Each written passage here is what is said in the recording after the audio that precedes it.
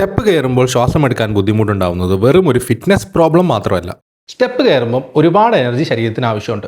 അതിന് സഹായിക്കുന്ന ഒന്നാണ് ഓക്സിജൻ. ശ്വാസം കുറച്ചധികം തന്നെ ഇടയ്ക്കിടയ്ക്ക് എടുക്കേണ്ടി വരും. അതിൻ്റെ അർത്ഥം നമ്മുടെ ഹൃദയത്തിൽ നിന്ന് കൂടുതൽ രക്തം ലങ്സിലേക്ക് ഓക്സിജൻ കിട്ടാൻ വേണ്ടിയിട്ട് പമ്പ് ചെയ്യപ്പെടും. ഇവിടെ രക്തത്തിലേക്ക് ഓക്സിജൻ കിട്ടാൻ വേണ്ടി രണ്ട് സിസ്റ്റം അമിതമായിട്ട് വർക്ക് ചെയ്യുന്നുണ്ട്. ഒന്ന് ഹാർട്ടും മറ്റേ ലങ്സും.